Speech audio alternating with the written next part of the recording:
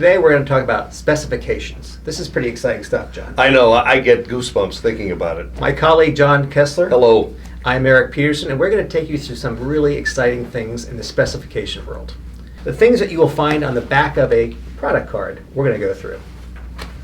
Most easy term is the width of the roll. Wouldn't you say? Yeah, most standard upholstery products are 54 inches wide. There are some exceptions, but most anything in somebody's sample book is going to be 54 inches wide. Thickness and nominal weight. Those are two things I think we need to spend some time on. Okay, sure. Thickness of the vinyl, we're talking about the thickness, we're talking about the whole thing. The whole thing. The textile, the foam, Right. and the vinyl. And it's most of the products we sell are of an expanded nature, meaning that they have a foam layer along with the skin layer and the backing. So the overall thickness, usually depending on the product, is somewhere between 40 to 50 gauge in thickness. The nominal weight, here again, there's highs and lows in the weight. Most of the products we sell are between 27 and 32 ounces for most upholstery applications, and they're usually plus or minus 10%. The important part is not weight, it's the skin layer and the backing.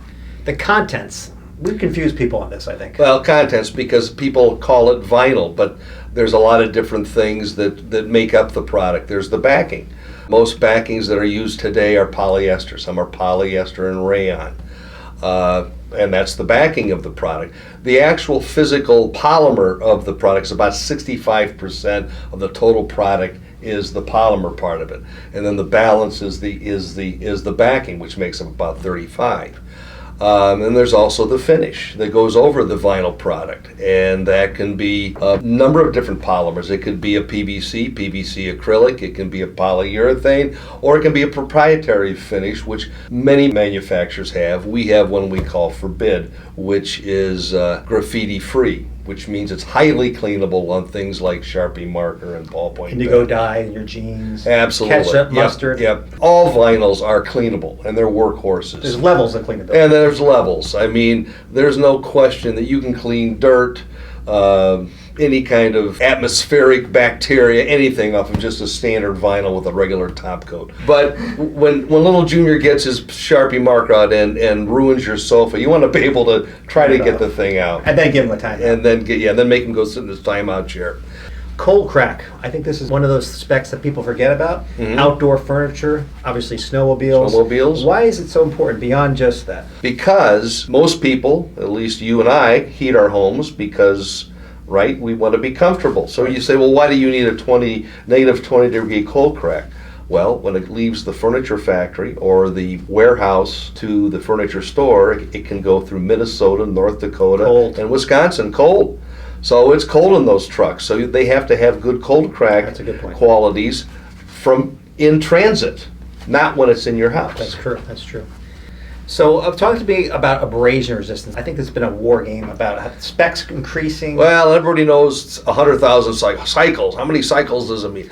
Now we have people that advertise 1 million cycles, 500,000 cycles. And the Association for Contract Textiles they put a cap on it. They said, look, this is ridiculous.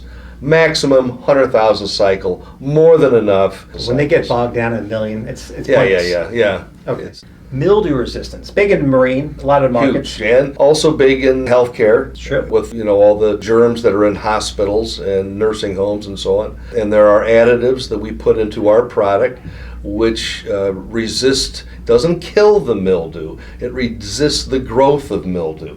So it isolates it. Mildew ties right in with pink staining too. Especially in the marine market. In the marine market, and we've all heard that term. A lot of people don't know what pink staining is. Pink staining is a derivative of mildew because it's the mildew excretion that migrates through the vinyl to the surface. And it is not the actual mildew itself. So antibacterial, antimicrobial, very closely related to. Yeah, they're actually the same thing.